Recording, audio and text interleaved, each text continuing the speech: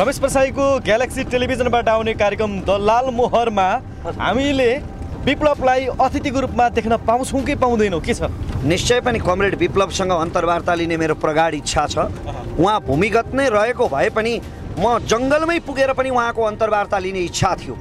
म उहाँका कार्यकर्ताहरूलाई भन्ने थिएँ कि मेरो त आँखामा पट्टी बाँध्नु पनि पर्दैन, म उहाँको लोकेसन फेरि कसैलाई बताउन पनि सक्दिनँ। त्यसकारण विप्लवसँग केही मेरा अत्यन्तै महत्त्वपूर्ण प्रश्नहरू छन्। तपाईँको कार्यक्रम लालमोहरमा प्रचण्ड पहिलो अतिथि हुन्छन् कि विप्लव? त्यो त अब अतिथि जुराउँदै जाँदा र अब केपी शर्मा ओलीले रेशम चौधरीलाई छोड्छन्, केपी शर्मा ओलीसँग मिलेर जसपाले सरकार बनाउँछ? सम्भावना छ। केपी शर्मा ओलीले सीके राउतलाई त रिहा गर्न सक्छन् भने रेशम चौधरीलाई किन सक्दैन? रेशम चौधरी हकमा थुनिएका हुन् कि अनाहकमा थुनिएका हुन् त्यो अनुसन्धानको विषय हो।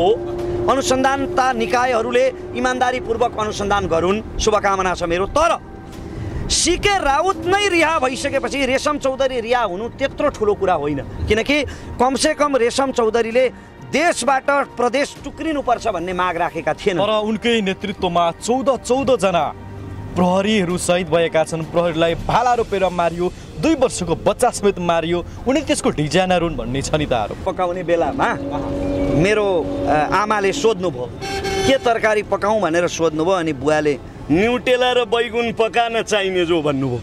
न्युटेला र बैगुन कहीँ मिल्छ जीवनजी? कहीँसँगै पाक्छ न्युटेला र बैगुन? अब के नेपाली जनताले प्रचण्डमाथि विश्वास गरेर हतियार बोकेर जङ्गल छिर्छन् त? कुनै पनि हालतमा नेपालमा अर्को जनयुद्ध अथवा अर्को क्रान्ति सम्भव छैन। एक्सन नेपाल अनलाइन टिभी यो मेरो channel. Action Nepal online TV दुनियाँले चिन्छ, अरू जस्तो चटक होइन राम्रा खबर दिन्छ। जाउँला हामी मायाले लङ ड्राइभ, एक्सन नेपाल गर्नुहोस् है सब्सक्राइब हुक्का चिलिमले। यो च्यानललाई गर्नु होला like, comment, share, bell icon नि थिच्नु होला हाम्रा दर्शक डियर। विश्वभरबाट एक्सन नेपाल अनलाइन टिभी हेरेर बसिरहनु भएका सम्पूर्ण दर्शकको ध्यान आकर्षण गराउन चाहन्छु। आदरणीय दर्शकबिन, रमेश प्रसाईजीले भर्खरै मात्र भन्नुभएको छ कि अहिलेको नेपालको राजनीतिमा बोल्ने होइन मात्र हेर्ने अवस्था आएको छ भनेर उहाँले भन्नुभएको छ। र विप्लवलाई यति बेला शान्तिको धारमा ल्याइएको छ र विप्लवलाई यति बेला प्रधानमन्त्रीले राजनीतिको मूलधारमा ल्याउनु भएको छ भनेदेखि यति बेला अदालतको फैसलाले पूर्ववत एमाले र माओवादी पुनः बिउतिएका छन् र प्रचण्डले हिजो मात्र साइलेन्टमा एक किसिमको क्रान्तिमा जाने धम्की समेत दिएको अवस्थामा हामी रमेश प्रसाईजीसँग थोरै कुरा गर्ने प्रयत्न गर्नेछौँ। रमेश, यहाँलाई स्वागत छ। धेरै धेरै धन्यवाद जीवनजी। एक्सन नेपाल अनलाइन टेलिभिजन हेरिरहनुभएका मेरा सम्पूर्ण सचेत शुभचिन्तकहरूमा अभिवादन। विप्लव मूलधारको राजनीतिमा आए, हतियार बिसाए भनिएको छ। यद्यपि उनले हतियार भने यति बेला चाहिँ सरकारलाई बुझाएका छैनन् र उनीमाथि एक किसिमको त्यो शङ्कास्पद व्यवहार राख्न सकिन्छ कि सकिँदैन? अब उनले फेरि शक्ति आर्जन गरेर जङ्गल पस्छन् भनेर। विप्लवले शक्ति आर्जन गरेर जङ्गल पस्लान् भनेर शङ्काको सुविधा लिनु त बेतुकको तर्क हो। किनभने विप्लव जब जङ्गलमा थिए त्यति बेला पनि उनको शक्ति नगण्य नै थियो होइन। तर के चाहिँ प्रश्न गर्न सकिन्छ भने कमरेड विप्लवसँग नेपालमा नौलो जनवाद सम्भव छ, नेपालमा कम्युनिस्ट शासन सम्भव छ भनेर एनसेलका टावरमा बम पड्काइ हिँड्ने कमरेड विप्लवले के पाएर शान्ति प्रक्रियामा फर्किनु भयो? के नेपालमा नौलो जनवाद आयो? मैले एकपल्ट विप्लवको विषयमा बोल्दा निकै थरी कमेन्टहरू आएका थिए। तपाईँ धेरै विवादमा पर्नुभएको थियो, तपाईँलाई गाली पनि गरिएको थियो, अनेक तरहले गाली गरिएको थियो। आज हिजो विप्लवको विषयमा म बोल्दा मैले विप्लवलाई अपराधीको संज्ञा दिँदा, अपराधी प्रवृत्तिको संज्ञा दिँदा गाली गर्ने ती महान विद्वानहरूलाई म प्रश्न गर्न चाहन्छु कि आज विप्लवको पार्टीले के पायो र शान्ति प्रक्रियामा आयो? कुन माग पुरा भयो? कुन एजेन्डामा सहमति भयो? माग, एजेन्डा, सिद्धान्त, वाद, माइ फुट यी सब केही पनि होइन यिनीहरूको लागि। सिंगल पोइन्ट एजेन्डा विप्लवको पनि कुर्सी नै रहेछ।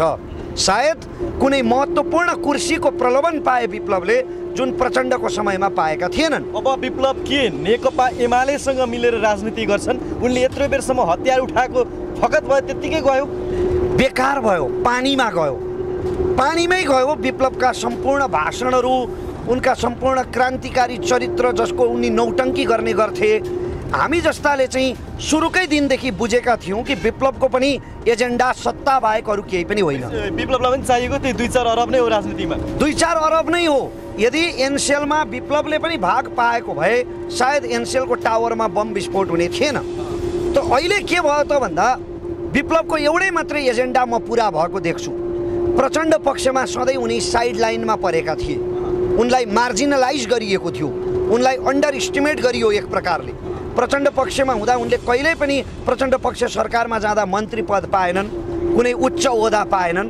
त्यसकारण साइडलाइन भएको महसुस गरेर एक प्रकारले आफ्नो पोलिटिकल इगो सेटिस्फाइड गर्नका लागि, राजनीतिक अहङ्कारको सन्तुष्टिका लागि मात्रै विप्लवले यो बाटो रोजेका रहेछन् भन्ने कुरा अहिले पुष्टि भइसकेको छ।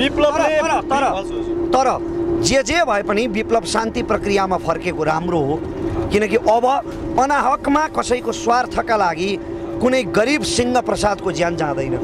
तर विप्लवले पुल भत्काउँदा जति धेरै चर्चा हुन्थ्यो, जति धेरै पत्रिकाको हेडलाइन बन्थ्यो, उनी शान्ति प्रक्रियामा आउँदा त खासै वास्तै भएन, कसैलाई चासै भएन। त्यही 20-50 जना कार्यकर्ता मात्रै वरिपरि देखिए त यस्तो जति अपेक्षा गरिएको थियो त्यो केही पनि भएन भन्ने लाग्छ कि लाग्दैन? एकजना बक्सर बेनी पेटर भन्ने बक्सरको मृत्यु हुँदाखेरि त्यो बक्सिङका कोचले के भने फाइटकै क्रममा उनको मृत्यु भएको थियो। उनका कोचले के भने यो दोष चाहिँ त्यो मार्ने बक्सरलाई दिन मिल्दैन, त्यो भिडलाई दिनुपर्छ। उसले बक्सिङ पन्च हिर्काइरहँदाखेरि त्यो भिडले वाह गरेर अझ धेरै हिर्काउन उक्सायो।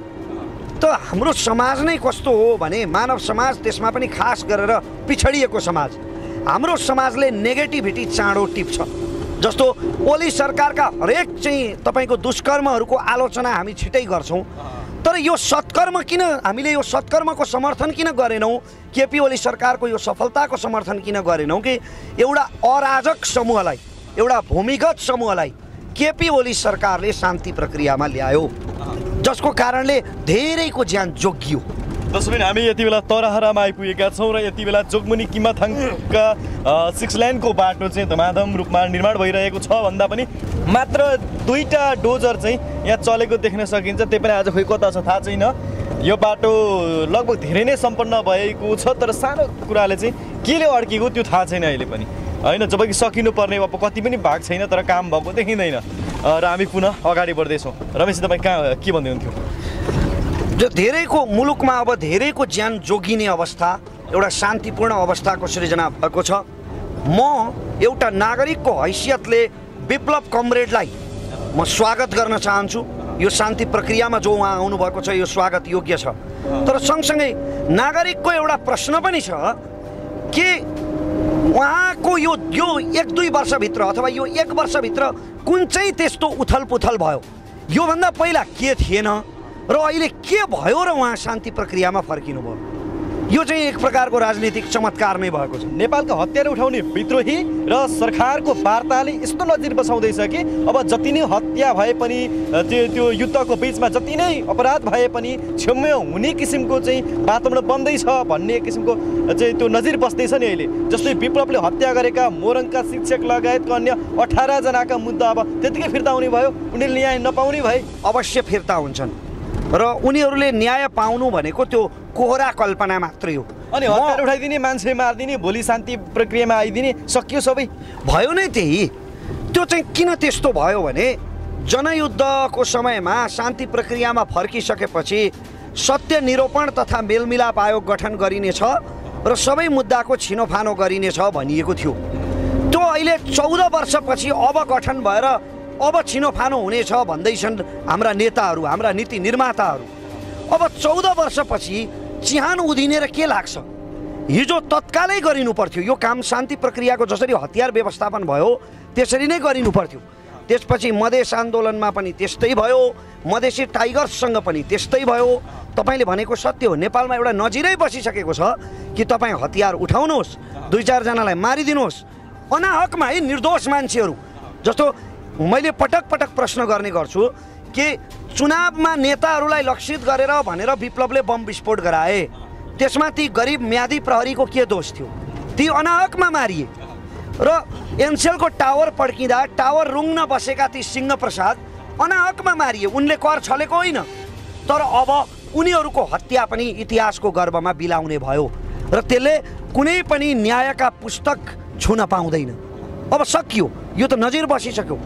तपाईँ शान्ति प्रक्रियामा आउनुहोस्, तपाईँका सबै अपराध क्षमा हुन्छ। विप्लवका अभिभावकहरू जो आफूलाई क्रान्तिकारी भन्छन् उनीहरू सामन्तवादको पृष्ठपोषण गर्न पुँजीवाद दलालहरूलाई चाहिँ माथि उकास्न लागि परिरहेको सन्दर्भमा वैज्ञानिक समाजवादको परिकल्पना गरेर विप्लवले गरेको यो काम ठिक छ भन्नेहरू पनि छन् नि त। मदन भण्डारीले जनताको बहुदलीय जनवाद जारी गर्दा उतिखेरै भन्नुभएको थियो कि कम्युनिस्ट पार्टी शहीद बाटो पनि देखाउनु होला। यहाँ तरराको 6 लाइनको बाटो धमाधम निर्माण भइरहेको छ। हामी तरराको मध्यभागमा आएका छौँ। यो साइडमा पनि तपाईँ हेर्न सक्नुहुन्छ। एकातर्फ फुटपाथ बनाइएको छ, जहाँ चाहिँ मजाले साइकलहरू कुदाउन सकिन्छ भने बिचको भागमा 2 लेन छ। त्यसपछि यतापट्टि बिचमा यो घाँसे मैदान बनाइएको छ, सानो गार्डन जस्तो बनाइएको छ भनेदेखि हामी अहिले जुन ठाउँमा जाँदैछौँ यो पनि 2 लेनको सडक हो र अर्कोपट्टि पनि फुटपाथ छ भन्दा 6 लेनको सडक बनेको छ। यो जोगमुनी किमा थाङ्काको बाटो हो र यो नेपालको अत्यन्तै ठुलो प्रोजेक्ट अन्तर्गत पर्छ जसले चीन र भारतलाई व्यापारिक रूपमा नजिक हुन अथवा त्यसलाई नेपालको केन्द्र बनाउन पनि मद्दत गर्छ।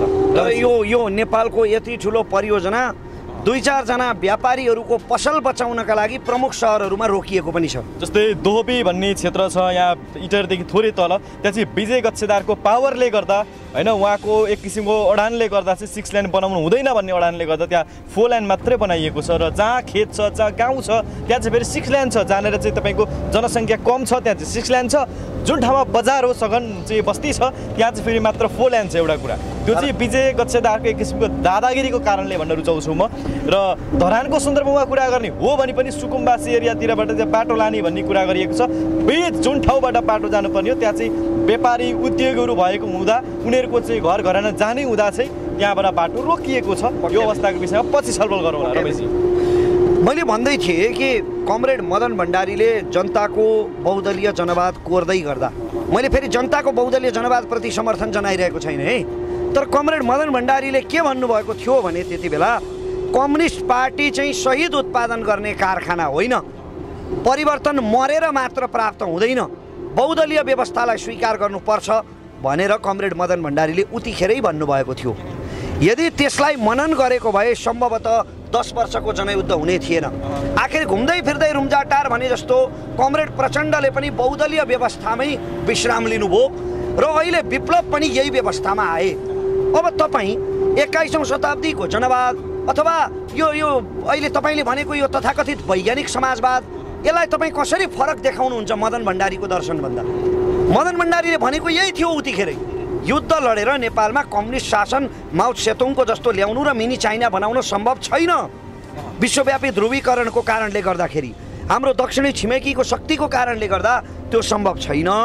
त्यस कारणले नेपालमा बहुदलीय व्यवस्थालाई नै स्वीकार गर्नुपर्छ भनेर त कमरेड मदन भण्डारीले उतिखेरै भन्नुभएको थियो त। रमेश प्रसाईको ग्यालेक्सी टेलिभिजनबाट आउने कार्यक्रम द लाल मोहरमा हामीले विप्लवलाई अतिथिको रूपमा देख्न पाउँछौँ कि पाउँदैनौँ, के छ? निश्चय पनि कमरेड विप्लवसँग अन्तर्वार्ता लिने मेरो प्रगाढ इच्छा छ। उहाँ भूमिगत नै रहेको भए पनि म जङ्गलमै पुगेर पनि उहाँको अन्तर्वार्ता लिने इच्छा थियो। म उहाँका कार्यकर्ताहरूलाई भन्ने थिएँ कि मेरो त आँखामा पट्टी बाँध्नु पनि पर्दैन, म उहाँको लोकेसन फेरि कसैलाई बताउन पनि सक्दिनँ। त्यसकारण विप्लवसँग केही मेरा अत्यन्तै महत्त्वपूर्ण प्रश्नहरू छन् जुन म यहाँ तपाईँको अन्तर्वार्तामा सबै सोध्न सक्दिनँ, किनकि सोधेर पनि विप्लवबाट त्यसको उत्तर आउँदैन। तपाईँको कार्यक्रम लालमोहरमा प्रचण्ड पहिलो अतिथि हुन्छन् कि विप्लव? त्यो त अब अतिथि जुराउँदै जाँदा होइन कसलाई पहिला जुराउन सकिन्छ। यहाँ हाम्रा नेताहरूलाई भेट्न बरु अमेरिका तपाईँ पुग्नुभयो भने बिल क्लिन्टनलाई सजिलै भेटिएला। हाम्रा नेताहरू बिल क्लिन्टनभन्दा बढी व्यस्त छन्। किन व्यस्त छन् त भन्दा एकअर्काको चाहिँ तपाईँको उछितो काट्न, एकअर्काप्रति कोलाहल गर्न, गाली गलोज गर्न। यहाँ त गाली गलोज गर्नका लागि होमवर्क गरिन्छ। हिजो प्रचण्डले भन्दै थिए कि मैले 19 पेज लामो डकुमेन्ट लेखेँ, को विरुद्ध? आफ्नै पार्टी विरुद्ध, जोसँग उनले एकता गरेका थिए। त्यस कारण यहाँ त विरोधका लागि, उछितो काट्नका लागि गृह कार्य गरिन्छ। प्रतिवेदनहरू बन्छन् र हिजोकै तपाईले भनेको हिजोकै त्यही भाषणमा चाहिँ प्रचण्डले के भन्दै थिए भने अब विप्लव मूलधारको राजनीतिमा आइरहँदा उनले साइलेन्ट रूपमा फेरि अब चाहिँ जङ्गल पशु जस्तो अथवा अर्को चाहिँ विध्वंसक किसिमको क्रान्ति हुन आवश्यक छ भन्ने किसिमको अभिव्यक्ति दिँदै थिए नि प्रचण्डले। अब के नेपाली जनताले प्रचण्डमाथि विश्वास गरेर हतियार बोकेर जङ्गल छिर्छन् त? कुनै पनि हालतमा नेपालमा अर्को जनयुद्ध अथवा अर्को क्रान्ति सम्भव छैन, किनकि हामी सबैले देखिसक्यौँ, भोगिसक्यौँ, चाल पाइसक्यौँ, भ्यू पाइसक्यौँ हाम्रा भावनाहरूमाथि कसरी कुठाराघात हुँदो रहेछ, हाम्रा सपनाहरूलाई कसरी सत्ताको सिडीमा परिणत गरिँदो रहेछ। र हिजो बुर्जुवा शिक्षा भन्नेहरूले आज सबभन्दा बढी निजी स्कुलहरू खोलेका छन्। हिजो वैदेशिक उपनिवेशवाद भन्नेहरू आज मेन पावर व्यवसायमा संलग्न भएका छन्। डिपार्टमेन्टल स्टोरहरूमा, 5 स्टार होटलहरूमा लगानी भएको सुनिन्छ। हामी वर्गीय सत्ताको निर्माण गर्छौँ भन्नेहरूको यो सबै कुरा सचेत नेपाली जनताले बुझेका छन्। आजको फेसबुक, युट्युब र ट्विटरसँग हुर्किएको पुस्ता त्यति बेवकुफ छैन कि कसैका 2-4 शब्दमा फेरि बन्दुक समाओस्। त्यसकारण अर्को जनयुद्ध अथवा अर्को क्रान्ति कुनै पनि हालतमा सम्भव छैन। त्यो प्रचण्डलाई पनि थाहा छ। त्यो उनले आफ्ना कार्यकर्ताहरूको एक प्रकारले मरिसकेको आत्म ऊर्जालाई जगाउने प्रयत्न मात्रै गरेका हुन्। भिडियो गजब छ हैन? सब्स्क्राइब गर्दै बेल आइकन दबाउन चाहिँ नभुल्नुहोला है। Action Nepal online TV. आदरणीय दर्शकबिन, हामी रमेश प्रसाईलाई एयरपोर्टमा छोड्नको लागि विराटनगर जाँदैछौँ। हिजो शिवरात्रिको दिन रमेश प्रसाईको बेलुकाको फ्लाइट छुटिसके पश्चात आज उहाँ बिहान जाँदै हुनुहुन्छ। के छ, टिकटमा अलिकति पैसा थप्नुपर्ने भएको हो? हजुर, यो व्यवस्था चाहिँ अलिकति हटाए हुन्थ्यो, किनकि विभिन्न कारणले गर्दा जब तपाईँको टिकट छुट्ने गर्छ, डिले हुन्छ, त्यस्तो अवस्थामा तपाईँको अलिकति रकम थप्नुपर्ने नेपालको जुन सस्तो टिकटमा चाहिँ त्यो प्रचलन छ, यो हटाइदिएदेखि चाहिँ गजब हुन्थ्यो होइन रमेशजी? त्योभन्दा पनि टिकट प्रणालीमा सुधार्नुपर्ने धेरै कुरा छन् जीवनजी। जस्तो मलाई 4500 लाग्छ भने एउटा विदेशीले 10-15 हजारसम्म तिरेको हुन्छ त्यही टिकटको लागि। मेरो 4500 लाग्ने ठाउँमा उसले 10,000 भन्दा बढी तिर्नु भनेको ऊमाथि अन्याय हो। मसँग भन्दा केही बढी लिन सकिन्छ, तर सुरुमै हामीले टिकटमै त्यसरी चाहिँ चुई चुई पारेपछि विदेशी पर्यटकहरूले कस्तो इम्प्रेसन लिएर फर्किन्छन् हाम्रो देशको बारेमा। भगवान दर्शक, तपाईँ एक्सन नेपाल अनलाइन टिभी हेर्दै हुनुहुन्छ। हाम्रो च्यानललाई कृपया सब्सक्राइब गरिदिनु होला र छेउमा रहेको बेल आइकन हुन्छ त्यो चाहिँ दबाइदिनु भयो भने हामीले जब भिडियो अपडेट गर्छौँ त्यो सिधा तपाईँको मोबाइल अनि टेलिभिजन स्क्रिनमा आउँछ। यसर्थ तपाईँको सब्सक्राइबको जरुरत छ, तपाईँको मात्र होइन, तपाईँको आफ्ना आफन्तले पनि गर्नुभएको छैन भने तपाईँले यसो मोबाइल मागेर गरिदिन सक्नुहुन्छ। धरानबाट यात्रा सुरु भएको छ हाम्रो विराटनगरको लागि र हामी यति बेला इटहरीमा आइपुगेको छौँ। ट्याक्कै इटहरीमा आइपुगेका धर्मनिरपेक्षता, सङ्घीयता, गणतन्त्र जस्ता महान उपलब्धिहरू दिने कमरेड प्रचण्डलाई यति धेरै सबैले च्याप्नुपर्ने, सबैले उनलाई एउटा स्थानमा पुग्न रोक्नुपर्नेको कारण चाहिँ के हो? प्रचण्डलाई कसैले पनि त्यसरी तपाईँले भने जस्तो च्यापेको अवस्था छ नि। कङ्ग्रेसले साथ दिइरहेको छैन। अब आफ्नै चाहिँ तपाईँको माओवादीभित्र रहेका पूर्वका सहयात्रीहरू यति बेला चाहिँ तपाईँको एमालेमा प्रवेश गरिदिएका छन् बादलहरू होइन। नेपालमा को चाहिँ च्यापिएको मान्ने? केपी ओलीका महान योगदानलाई भुल्न त मिल्दैन नि। प्रचण्डको योगदान छ नि यो देशमा। प्रचण्डको योगदान छ हरेक उपलब्धिहरूमा, देशले प्राप्त गरेका प्रत्येक राजनीतिक उपलब्धिमा प्रचण्डको योगदान छ। तर त्यो प्रचण्डको एक्लो श्रेय चाहिँ होइन। प्रचण्डले सबैसँग त्यसको श्रेय बाँड्ने क्षमता, सामर्थ्य राख्नुपर्छ। काङ्ग्रेसले आफूलाई चाहिँ प्रजातन्त्रको ठेकेदार ठान्ने र प्रचण्डले आफूलाई गणतन्त्रको ठेकेदार ठान्ने मनस्थिति बदल्नुपर्छ। किनभने काङ्ग्रेसले पनि एक्लो एफोर्टले मात्र प्रजातन्त्र ल्याएको होइन। के त्यतिखेर पुष्पलाल श्रेष्ठ जस्ता वामपन्थी नेताहरू थिएनन्? मदन भण्डारी जस्ता वामपन्थी नेताहरू, नेत्र घिमिरे, रामनाथ दाहाल, कृष्ण कुइकेल, नारायण श्रेष्ठ र वीरेन्द्र राजवंशी जस्ता सुखानीका शहीदहरूको योगदान छैन प्रजातन्त्र प्राप्तिमा? त्यसकारण त्यो काङ्ग्रेसको मात्र श्रेय होइन। 2006 सालमै कम्युनिस्ट पार्टी स्थापना भएको थियो। त्यसरी नै गणतन्त्र प्राप्तिको श्रेय पनि प्रचण्डको मात्र होइन। जति पनि उपलब्धि प्राप्त भएका छन् सबै राजनीतिक दलको त्यति बेला समझदारी, सहकार्य भएको कारणले प्राप्त भएको हो। प्रचण्डको योगदानलाई भुल्नु हुँदैन। तर नेपालमा को च्यापिएको मान्ने? केपी ओलीको पार्टीका माधव नेपाल र झलनाथ खनाल जस्ता वरिष्ठ नेताहरू, कमसेकम बादल त प्रचण्डको भन्दा त मुन्तिरको वरियताका हुन् नि पार्टीमा। दोस्रो दर्जाका नेताहरूमा गनिन्छन् बादल। तर एमालेका त पहिलो दर्जाकै नेताहरू माधव नेपाल र झलनाथ खनाल जस्ता नेताले प्रचण्डको समर्थन गरे। अब यहाँ केपी ओली च्यापिएको नमान्ने? त्यसकारणले यहाँ सबै च्यापिएका छन्, सबै पीडित छन्। तर ती पीडित अरूको कारणले होइन, आफ्नै कारणले भएका हुन्। अर्कालाई आफ्नो वरिपरि देखि नसहने र कसरी हुन्छ एक अर्काको प्रभाव निमिट्यान्नै पार्ने, एकअर्काको सफाई हस्ती मेटाइदिने भन्छ क्या उर्दूमा, एकअर्काको हस्ती नै मेटाइदिने यिनीहरूको तुच्छ मनोकांक्षाको कारणले गर्दा च्यापिएका हुन् हाम्रा नेताहरू। सम्मानित अदालतले गरेको फैसलाका कारण पूर्ववत एमाले र माओवादी फेरि पनि बिउतिएका छन्। आफ्नो चाहिँ पार्टीमा पुगेर सङ्घर्ष गर्ने भनेर नेताहरू गएका छन्। तर माओवादीका प्रचण्डका सहयात्री कमरेड बादल टोपबहादुर रायमाझीहरू चाहिँ हामी मरिगए प्रचण्डको साथमा फर्केर जाँदैनौँ, हामी एमालेमै सती जान तयार छौँ, केपी ओलीको साथ छोड्दैनौँ भने नि। यसलाई कसरी हेर्नुहुन्छ तपाईँ? पहिलो कुरा त सर्वोच्च अदालतको फैसला गजब भयो। सम्मानित सर्वोच्च अदालतले असाध्यै गरिमामय फैसला गरेको छ। म संविधान कानुनको विद्यार्थी होइन, कानुन जान्दिनँ म, तर व्यावहारिक रूपमा हाम्रो परम्परा कस्तो हो भने केटाकेटीले साह्रै धेरै क्याङ गरे, कोलाहल मचाए, कानका पर्दा फाट्ने गरी हो हल्ला गरे भनेदेखि गोर्खे लौरी लाएर केटाकेटीलाई तितर पार्ने चलन छ। यिनीहरूले पनि यो एकताको नाममा, एकता रूपी नौटङ्कीको नाममा देशको जनताको अमूल्य समयलाई बर्बाद गरिरहेका थिए।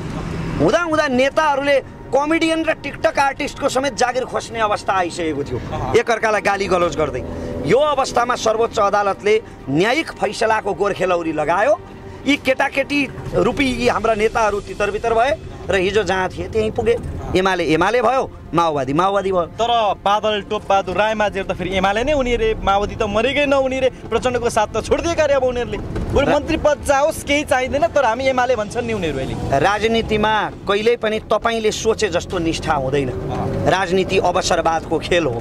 तपाईँले रामबहादुर थापा बादलको कुरा गर्नुभयो, म दृष्टान्त दिन मन लाग्यो। रामबहादुर थापा बादल कुनै बेला यसरी नै प्रचण्डलाई छोडे भनेर मोहन वैद्यको गुटमा गएका थिए र मोहन वैद्यको गुटबाट एउटा ठुलो जमात लिएर फेरि चोइट्याएर प्रचण्डको माओवादी केन्द्रमा फर्केका थिए। त्यसकारण यिनीहरूमाथि विश्वास गर्नु कति जायज हुन्छ, यिनीहरूको निष्ठालाई उचित देख्नु कति जायज हुन्छ, म त्यसमा धेरै टिप्पणी गर्न चाहन्छु। आज बादल टोपबहादुर रायमाझीहरू आफूलाई एमाले बताइरहेका छन्। यसमा सङ्ख्याको दृष्टिकोणले हेर्न सकिन्छ कि भोलिका दिनमा केपी ओलीलाई धोका दिएर पार्टी फुटाएर फेरि माओवादीमा जान पनि सक्छन्। तपाईँले हिजो तस्करी गरेपछि अथवा तपाईँले हिजो हत्या गरेपछि नेपाली उखान पनि छ नि एउटा, आज तपाईँको टोलमा कुनै तस्करी भयो भने त सबभन्दा पहिला तपाईँलाई शङ्का गरिन्छ नि। एक दिनको चोर सधैँको चोर भन्ने उखान काम लाग्छ क्या। र रामबहादुर थापा बादलको त दृष्टान्तै छ। उनी वैद्यको गुटमा के लिन गएका थिए र के लिएर फेरि प्रचण्डको पक्षमा माओवादी केन्द्रमा फर्के, त्यो पनि त एउटा महत्त्वपूर्ण प्रश्न हो। टोपबहादुर रायमाझी पक्षधर एमालेका कार्यकर्ता र भीमराहुल पक्षधर नेकपा एमालेका कार्यकर्ताहरू बीच साइनबोर्ड राख्ने विषयलाई लिएर हातालाल भयो, कुट्टाकुट भयो, लछार पछार भयो। अब यो देशैभरि हुन्छ कि भन्ने आशंका गरिएको छ। तपाईँले यो घटनालाई कसरी हेर्नु भएको छ? नेपालको इतिहासमा राजनैतिक कार्यकर्ताहरूको बिचमा लछार पछार हुनु, साँडे जुदाई हुनु, होइन, बल शक्तिको प्रदर्शन हुनु, त्यो कुनै नयाँ नवीन नौलो घटना होइन। यो हिजोदेखि हुँदै आएको घटना हो। हुँदा माओवादी तत्काल फर्किसकेपछि, शान्ति प्रक्रियामा फर्किसकेपछि भएका चुनावहरूमा र अन्य घटनामा पनि वाइसिएल र युथ फोर्सको बिचमा मारामार भएका समाचार प्रशस्तै सुनिए। त्यस कारण यो कुनै त्यस्तो नौलो घटना होइन, त्यति धेरै संवेदनशील विषय होइन। प्रचण्डले दिएको गणतन्त्रमा टेकेर आज धेरै नेताहरू राजनीति गरिरहेका छन्। कसरी प्रचण्डले दिएको गणतन्त्र? 10 वर्ष जनयुद्ध लडेर प्राप्त भएको हो नि त यो। प्रचण्डले मात्रै एक्लै 10 वर्ष जनयुद्ध लडेका हुन्। 10 वर्ष जनयुद्धमा रगत बगाउने, शहीद हुने ती छापामारहरू, अनि तपाईँ जसलाई चाहिँ प्रचण्डले जनमुक्ति सेनाका लडाकुहरू भनेका छन् एउटा भाषणमा। लडाकु भनेको इस्लामिक स्टेटको लडाकु जस्तो हो।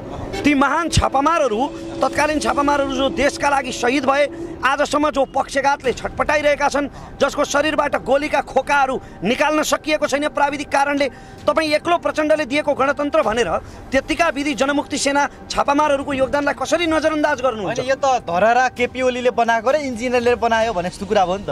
होइन, केपी ओलीका इन्जिनियरहरू तलब लिएर धरहरामा काम गरिरहेका छन् जीवनजी। केपी ओलीका इन्जिनियरहरू पारिश्रमिक लिएर खटिरहेका छन् धरहरा बनाउन। त्यसकारण केपी ओली र इन्जिनियर अनि प्रचण्ड र जनमुक्ति सेनाको तुलना हुँदैन। तर जनमुक्ति सेनाको विषयमा यदि कसैले बोल्छ, जनमुक्ति सेनाको अवस्था कस्तो छ भनेर खोज्छ भने त्यो त प्रचण्ड नै हुन् नि। हिजो पनि उनले जनमुक्ति सेनालाई सम्झेका छन्। हिजो याद आयो भर्चुअल मिटिङ गरेर उनलाई हिजो याद आयो जीवनजी। भर्चुअल मिटिङ जनमुक्ति सेनासँग गर्नुपर्छ भनेर लकडाउनको बेलामा याद आयो। तपाईँ सोच्नुहोस्, 63 सालमा शान्ति सम्झौता भयो, आज 77 साल चल्दैछ। 77 साल यतिका वर्षपछि 63 सालदेखि पहिलोपल्ट प्रचण्डले जनमुक्ति सेनाका छापामारहरूसँग भर्चुअल मिटिङ गर्न 77 सालमा भ्याएछन्। जसको काँधमा टेकेर प्रचण्ड आज सत्ताको शिखरमा छन्, ती जनमुक्ति सेनाका छापामारहरू विदेशमा कस्तो स्थितिमा छन् भनेर भर्चुअल मिटिङ गर्नलाई, जाँचबुझ गर्नलाई उनलाई 14 वर्ष लागेछ। कति धेरै व्यस्त हुनु भएको। चारैतिरबाट अप्ठ्यारो परेपछि यति बेला उनले जनमुक्ति सेनालाई फेरि पनि विदेशमा काम गरिरहेका आफ्ना जनमुक्ति सेनाहरू जो छन् उनीहरूलाई फेरि पनि आफ्नो साथमा लिन सकिन्छ भनेर फेरि यो अर्को नयाँ नाटक गरेको प्रपञ्च रचेको हुनसक्छ प्रचण्डले। म त्यस्तो साह्रो भद्दा टिप्पणी त गर्न चाहन्न, तर एउटा महत्त्वपूर्ण प्रश्न चाहिँ हो। प्रचण्डले हिजोको सम्बोधनमा के भन्नुभयो भने हाम्रा साथीहरूले फेरि पनि मर्न तयार छौँ, मर्नुपर्छ भने भन्नुभयो। हिजो प्रचण्डकै निम्ति अथवा प्रचण्डको एजेन्डाका निम्ति, प्रचण्ड पथका निम्ति मर्दै लड्दै गोली खाँदै गरेका छापामारहरू विदेशमा परदेशमा खाडीमा भेडा चराउन बाध्य भए। शोषित पीडित जनताको सत्ता त टाढाको कुरा हो। हिजो उनीहरूका शहीदका छोराछोरीहरूले घाँसबास कपास र शिक्षा पाएनन्, घाइतेहरूले राम्रो उपचार पाएनन्, प्रचण्डमाथि थप्पड र जुत्ता समेत बर्सिए त्यही झोकमा। तर आज उनलाई जब आफ्नो राजनीति अलिकति अप्ठ्यारो अवस्थामा पुग्ला जस्तो भयो, जब आफ्नो राजनीति ओह्रालो झर्ला जस्तो लाग्न थाल्यो, अनि फेरि त्यही जनमुक्ति सेनाको याद आयो। अब उनले यहाँ भन्न के खोजेको हो त भन्दा के ती कार्यकर्ताहरू फेरि प्रचण्डको लागि मर्न तयार हुनुपर्ने भयो? यत्रो वितण्डा भइसकेपछि, सिद्धान्त र वादको सत्यानाश भइसकेपछि, नेताहरूको जीवनशैली यति धेरै बुर्जुवा भइसकेपछि, आजका क्रान्तिकारी नेताहरूका छोराहरू पारसभन्दा पनि महापारस छन् भनेर काठमाडौँमा मलाई कैयौँ व्यक्तिहरूले भनेका छन्। फेरि पनि भन्छु, आजका क्रान्तिकारी नेताका छोराहरूको, सपुतहरूको होइन कपुतहरूको, आजका क्रान्तिकारी नेताले जन्माएका कपुतहरूको जीवनशैली तत्कालीन युवराज पारसको भन्दा पनि भिभिआइपी किसिमको छ, अय्यास किसिमको छ भनेर भन्ने कैयौँ व्यक्तिहरू मैले राजधानीमा भेटेको छु। अनि आज उनीहरूलाई जनमुक्ति सेनाको याद आइरहेको छ। फेरि जुन ठाउँमा विप्लवले भाषण गर्छन् त्यहाँनिर क्यान्टोनमेन्टमा चाहिँ 20 अर्ब रुपियाँ चाहिँ कमरेड प्रचण्डले भ्रष्टाचार गरेका छन्, त्यो निकाल्नुपर्छ भनेर चाहिँ भनिरहेका छन्। के कमरेड प्रचण्डले 20 अरब रुपियाँ भ्रष्टाचार गरेको हुन सक्छन्? अब यसको छानबिन होला, के सङ्ख्या गर्न सकिन्छ?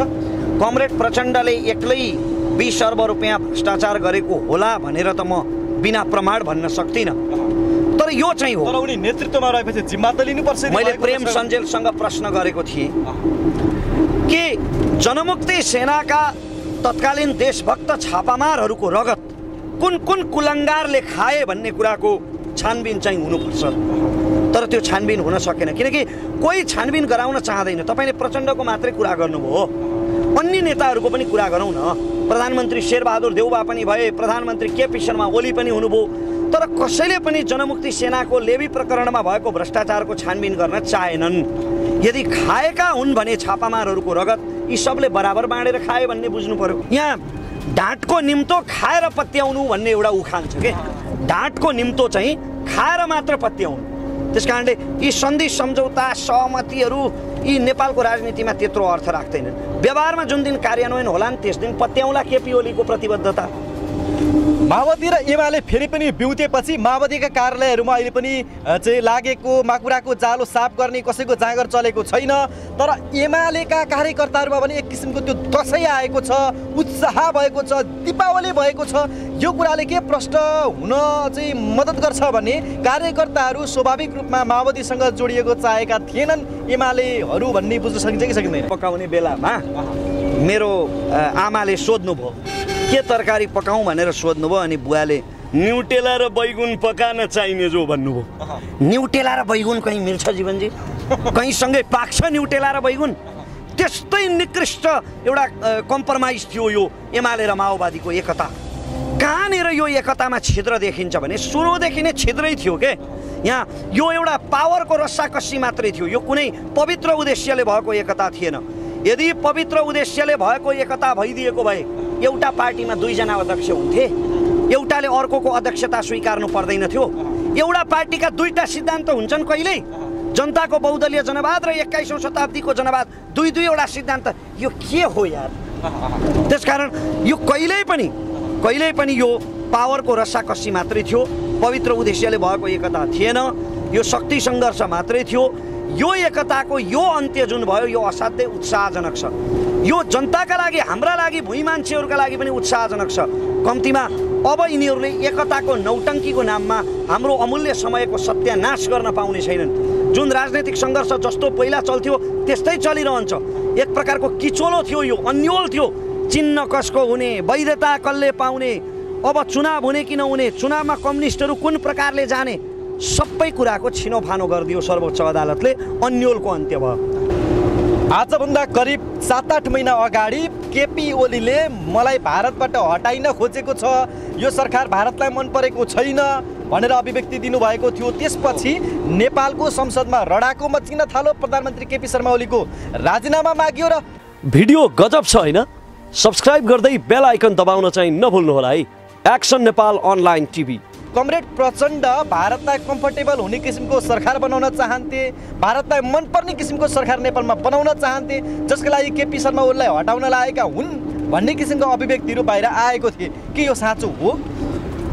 तपाईँले भनेको कुरामा सत्यता अवश्य नै छ धेरै हदसम्म। किनभने प्रचण्डलाई भारत किन मनपर्ने र भारतलाई केपी शर्मा ओली किन मन नपर्ने? हिन्दुस्तानीहरू प्रचण्डलाई प्रो इन्डियन ठान्छन् र चुच्च नक्सा जारी गरेको कारणले भारत केपी ओलीप्रति रुष्ट छ। यो कुरा साँचो हो। तर यो सँगै अर्को सत्य फेरि के हो भने जीवनजी, मैले केही दिन राजधानीमा बस्दा एमालेको माधव पक्षका कार्यकर्ताहरूको मनोविज्ञान बुझ्ने अवसर प्राप्त गरेँ। माधव पक्षका एमाले कार्यकर्ताहरू प्रचण्डलाई आफ्नो नेता सम्झेर प्रचण्डप्रतिको प्रेमले गर्दा प्रचण्डको पक्षमा छैनन् के केपी ओली प्रतिको रोष र आक्रोशले गर्दा चाहिँ प्रचण्डको पक्षमा छन्।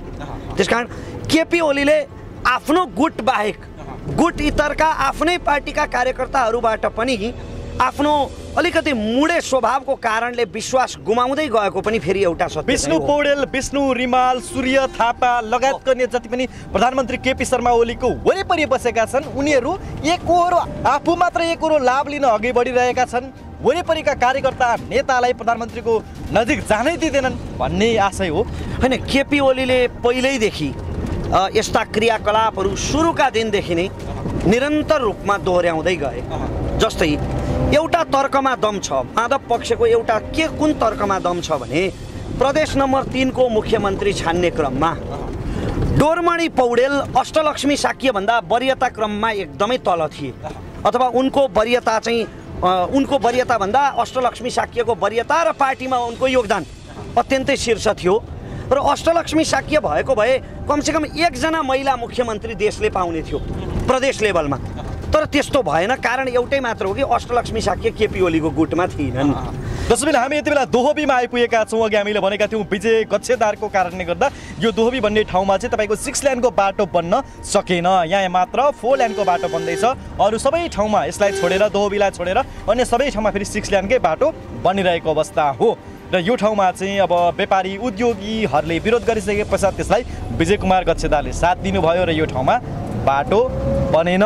रमेशजी, त्यसकारणले पार्टीभित्र मिनी पार्टी निर्माण गर्ने अथवा आफ्नो सीमित गुटको घेरामा रहने चरित्रले कुनै पनि नेताको विश्वासमा सङ्कट उत्पन्न गर्छ कार्यकर्ताहरूको नजरमा। केपी ओलीको कालमा त्यस्तो भएको हो। भीम रावल त बडो राष्ट्रवादी नेता भनेर चिनिन्थे केही समय अगाडि, तर प्रचण्डसँगै मिलेर उनले भारतको लागि सरकार बनाउन केपी ओलीको राजीनामा माग गरेपछि, त्यो कुरा स्थापित भएपछि यति बेला भीम रावलको पनि निकै आलोचना बढेको छ सामाजिक सञ्जालमा। भन्दा भीम रावल 4 पटक गृहमन्त्री पनि बने। उनको छोटो इतिहास बताइदिनुहोस् न, के उनी राष्ट्रवादी नै हुन्? मैले एकचोटि कालापानी लिपुलेखको बारेमा बोल्दा भनेको थिएँ कि भीम रावल आज यतिका राष्ट्रवादी भए, उनलाई लिपुलेख कालापानीको यत्रो सम्झना आएछ भीम रावललाई। उनी आफै गृहमन्त्री भएको बेला चाहिँ उनी कहाँ व्यस्त थिए र हेर्न भ्याएनन् लिपुलेखतिर? एक पटक होइन, 4 पटक गृहमन्त्री। 4 पटक। त्यसकारणले नेपालको इतिहासमा यो राष्ट्रवाद अथवा यो सिद्धान्तप्रतिको आफ्नो गहिरो झुकाव यो सब एक प्रकारको नौटङ्की हो। म कमरेड घनश्याम भुषालको दृष्टान्त दिन चाहन्छु। कमरेड घनश्याम भुषाल निकै सरकारको विषयमा चर्को आवाज उठाउनुहुन्थ्यो। जब उहाँ कृषि मन्त्री हुनुभयो उहाँको चर्को आवाज कहाँनिर थन्कियो चाल पाइएन। घनश्याम भुषाल त माधव गुटको भएको कारणले गर्दा केपी शर्मा ओलीलाई असफल देखाउन पनि उनले चाहिँ मल नल्याएको, कृषकलाई नदिएको, सरकारको आलोचना बढाएको भन्नेहरू छन् क्या। त्यो गुट पनि तपाईँको त्यो गुट भन्ने कुरा पनि राजनीतिमा नि सबै अवसरवाद त्यो एक गुटतिर तपाईँले सोचे जस्तो अथवा हामीले यहाँ ग्राउन्ड लेभलबाट सोचे जस्तो निष्ठा हुँदैन के राजनीतिमा जहाँ अवसर पाइयो त्यही गुटमा जान्छ मान्छे। घनश्याम भुषालको मैले अघि पनि भने कि घनश्याम भुषालले कृषि मन्त्री भएपछि आवाज उठाउन छोडे। सिद्धान्तको बारेमा त्यत्रो चर्को आवाज उठाउने, सरकारका नीतिको बारेमा आलोचना गर्ने घनश्याम भुषाल कामरेडको आवाज कृषि मन्त्री हुने बित्तिकै थन्क्यो। भीम रावलको आवाज पनि मन्त्री परिषदमा उनले भाग नपाएर मात्रै यति चर्को स्वरमा उर्लेको हो, नत्र उनलाई आफू गृहमन्त्री भएकै बेला कालापानी लिपुलेखको याद आउनु पर्थ्यो। एमसीसी सम्झौता राष्ट्रघाती हो भनेर उनले अहिले कुर्लिरहेका छन्। शेरबहादुर देउबाको सरकारमा त भीम रावल मन्त्री नै थिएछ, त्यति बेला किन याद आयो? जसपाले यति बेला रेशम चौधरीको रिहाईको माग गरेको छ, जसले रेशम चौधरीलाई जेलबाट छुटाउँछ हाम्रो साथ उसैलाई हुन्छ भनेका छन् यति बेला चाहिँ जसपाले। र अब केपी शर्मा ओलीले रेशम चौधरीलाई छोड्छन्, केपी शर्मा ओलीसँग मिलेर जसपाले सरकार बनाउँछ सम्भावना छ। केपी शर्मा ओलीले सीके राउतलाई त रिहा गर्न सक्छन् भने रेशम चौधरीलाई किन सक्दैनन्? सीके राउत जेलै परेका थिएनन्। सीके राउतलाई सर्वोच्च अदालतले रिहा गरिकन वार्ता गरेको केपी ओलीसँग। त्यस कारणले सीके राउतलाई रिहा गर्न सक्नेले रेशम चौधरीलाई रिहा गर्नु कुनै ठुलो कुरा होइन। सीके राउत नेपाल आमालाई बक्सी भन्थ्यो, सीके राउत मधेसबाट नेपाल टुक्रिनुपर्छ भन्थ्यो। फिरङ्गीको रेशम चौधरीको पक्षमा त ठुलो जनमत छ, रेशम चौधरीलाई अनाहकमा थुनेका हुन् भन्नेहरू छन् नि त। हकमा हो कि अनाहकमा हो त्यो अनुसन्धानको विषय हो। सुन्नुहोस् न, मैले भने नि म कुनै कानुनको विद्यार्थी होइन, कुनै अनुसन्धान विज्ञ पनि होइन र म सस्तो टिप्पणीमा विश्वास पनि गर्दिनँ। त्यस कारणले रेशम चौधरी हकमा थुनिएका हुन् कि अनाहकमा थुनिएका हुन् त्यो अनुसन्धानको विषय हो। अनुसन्धानता निकायहरूले इमान्दारीपूर्वक अनुसन्धान गरून्, शुभकामना छ मेरो। तर सीके राउत नै रिहा भइसकेपछि रेशम चौधरी रिहा हुनु त्यत्रो ठुलो कुरा होइन, किनकि कमसेकम रेशम चौधरीले देशबाट प्रदेश टुक्रिनुपर्छ भन्ने माग राखेका थिएनन्। तर उनकै नेतृत्वमा 14 जना प्रहरीहरू शहीद भएका छन्। प्रहरीलाई भाला रोपेर मारियो, 2 वर्षको बच्चा समेत मारियो। उनी त्यसको डिजाइनर हुन् भन्ने छ नि त आरोप। सापेक्ष कुरा हो जीवनजी। रेशम चौधरीले के भनेका छन् भने म त्यति बेला काठमाडौँमा थिएँ, टिकापुरमा थिइनँ र मेरो कल रेकर्ड पनि टेस्ट गरे हुन्छ, परीक्षण गरे हुन्छ। मेरो त्यो योजनामा कुनै संलग्नता छैन भनेर रेशम चौधरीले बारम्बार भनेका छन्। यसको अर्थ फेरि म रेशम चौधरी निर्दोष हुन् भनिरहेको छैन, दोषी पनि हुन सक्छन्, त्यो अनुसन्धानको विषय हो। भिडियो गजब छ होइन? सब्सक्राइब गर्दै बेल आइकन दबाउन चाहिँ नभुल्नुहोला है। Action Nepal online TV. Madhav Kumar Nepal, Jhalanath Khanal, Bhim Rawal जस्ता व्यक्तिहरू प्रधानमन्त्री केपी शर्मा ओलीको राजीनामा मात्र होइन अध्यक्ष पदबाट समेत गलत्याएर निकाल्न चाहन्थे।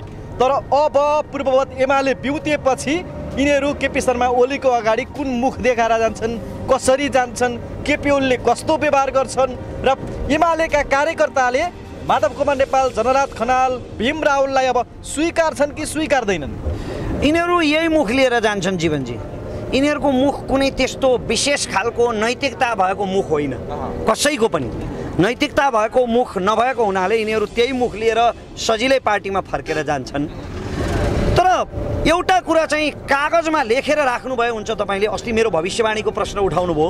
एउटा कुरा कागजमा लेखेर राख्नु होला, लालमोहर लगाएर राख्नु होला, मेरो औँठा छाप लगाएर कि केपी ओली बरु प्रचण्डसँग मिल्न सक्छन् तर माधव नेपाल र केपी ओलीको बिचमा मेलमिलाप हुन सक्दैन। एकअर्काका चिर शत्रु हुने यिनीहरू एकअर्काको प्राण लिन पनि तत्पर हुने थिए यिनीहरूलाई यदि यिनको बस चल्ने भए। त्यस कारणले मेलमिलाप हुँदैन, एमाले त्यसरी नै चलिरहन्छ। तर केपी ओली पहिलेभन्दा शक्तिशाली भएको साँचो हो। केपी ओलीले पनि के बिर्सनु हुँदैन भने पार्टी केपी ओली मात्र पनि होइनन्, माधव नेपालको पक्षमा अथवा झलनाथ खनालको पक्षमा पनि सङ्ख्यामा थोरै भए पनि पार्टी कार्यकर्ताहरू छन्, पार्टीका नेताहरू छन्, तिनलाई पनि समेटेर लानुपर्छ। शत्रुताभन्दा राजनीतिमा पार्टीको स्थान बचाउनु ठुलो हो, शत्रुताभन्दा सिद्धान्त ठुलो हो भन्ने कुरा केपी ओलीले पनि बुझ्न जरुरी छ। जनता समाजवादी पार्टीसँग समझदारी भएर माओवादीको साथले यदि कङ्ग्रेसले नेतृत्व गर्यो भने प्रधानमन्त्री केपी शर्मा ओलीले राजीनामा दिनुपर्ने अवस्था भयो भने र कङ्ग्रेसले सरकार बनायो भने भारत खुसी होला त? मलाई काङ्ग्रेस, जसपा र माओवादीले सरकार बनायो भने भारतका लागि त त्यो कम्फर्टेबल हुन्छ, तर त्यो सरकारका लागि नै कम्फर्टेबल हुँदैन। किनभने राष्ट्रिय महत्त्वका निर्णयहरू पारित गर्नुपर्दा जनता समाजवादीको माग त संविधान संशोधन हो। संविधान संशोधन गर्नेलाई मात्रै समर्थन गर्छौँ भनिरहेका छन् उनीहरू। संविधान संशोधन गर्न 2/3 चाहिन्छ। अनि एमालेलाई प्रतिपक्षमा राखेर यिनले के अन्तरिक्षबाट मगाउँछन् 2/3? माधव नेपालले साथ दिए भने फेरि केपी शर्मा ओलीले व्हिप जारी गर्दैलान्। संसदीय नियमावलीमा संसदीय दलको नेताको हैसियतले उनले पार्टीलाई व्हिप जारी गर्न सक्छन् र एमालेको समर्थन बिना कुनै पनि हालतमा संसदमा 2/3 पुग्दैन। त्यसकारणले एमालेलाई प्रतिपक्षमा राखेर त्यसरी माओवादी काङ्ग्रेस र जसपाले मात्रै सरकार बनाउन सक्ने स्थिति छैन। हिजो किन थियो भने एमालेका पनि कतिपय नेताहरू सांसदहरू माधव नेपाल झलनाथ खनाल प्रचण्डको पक्षमा थिए। त्यसकारण सजिलै बहुमत पुग्थ्यो। तर आज स्थिति बदलिसकेको छ। प्रचण्डले देशका लागि गरेको महान उपलब्धिलाई जनताले बिर्सेका छैनन् एकातर्फ भनेदेखि, अर्कातर्फ केपी शर्मा ओलीलाई पनि चाहिँ लभ यु केपी बा भन्नेहरू छन्। यसर्थ अबको 2 वर्ष पछाडि नेपालको राजनीतिमा केपी ओली या प्रचण्ड कसले बाजी मार्छ? केपी ओलीलाई पनि र प्रचण्डलाई पनि कुनै पनि नेतालाई उनले हिजो के गरे भन्ने आधारमा आज जस दिन सकिँदैन। ब्याज खान मिल्दैन कसैले हिजोका योगदानको। आज विकास गरिरहेका छन् नि केपी ओलीले। तपाईँ हिँडेको बाटो हेर्नु 6 लेन बनिरहेको छ। यहाँ बट्टाबट काम भइरहेछ। विकास यो ठोस विकास यो पिचै चाहिँ पञ्चेहरूले पनि बनाउँदै थिए के जीवनजी। मलाई यही चाहिँ मन पर्दैन। मलाई यही चाहिँ मन पर्दैन। 9वटा अस्पताल विकासलाई र विधिको शासनलाई तपाईँ एउटा तराजुमा नराख्नुहोस् न। उदयदालाई सोध्नुहोस्, विकासलाई 309वटा बाटो अस्पताल एकै दिनमा शिलान्यास भएको छ। तपाईँ 309वटा बाटो बन्ने शर्तमा लोकतन्त्रको मूल्यमा पञ्चायत स्वीकार्न सक्नुहुन्छ त? त्यसकारणले केपी शर्मा ओलीले पञ्चायत ल्याएका छन्। बाटो र विधिको शासन छुट्टै कुरा हो। केपी शर्मा ओली पूर्ण लोकतन्त्रवादी पनि त भएनन् नि। केपी शर्मा ओली पूर्ण लोकतन्त्रवादी पनि त भएनन् नि। तर संसदमा खसीबोका जस्तै सांसद अब किनबेच हुने अवस्था आएपछि केपी शर्मा ओलीलाई धरापमा पार्ने स्थिति आएपछि उनले संसदलाई भङ्ग गरिदिए। तर उनले सर्वोच्चको अदालत पनि त सहज स्वीकारे। केपी शर्मा ओलीले केवल आफ्नो पद गुम्ने डरले संसद भङ्ग गरिदिएको हो भन्ने सत्यलाई पनि बदल्न सकिँदैन जीवनजी। अनि तपाईँ केपी शर्मा ओलीको एकाएक यति धेरै विरोधी कसरी बन्नुभयो रमेशजी? म कसैको विरोधी र कसैको समर्थक पनि होइन। कहिलेकाहीँ असारे भेलमा खोला उर्लिँदा त्यो पानी ठुलो जस्तो देखिन्छ। कहिलेकाहीँ फेरि हिउँदमा अलि सानो खहरे हुँदा त्यो खहरे जस्तो देखिन्छ। तर त्यसको गति सधैँ एउटै हुन्छ।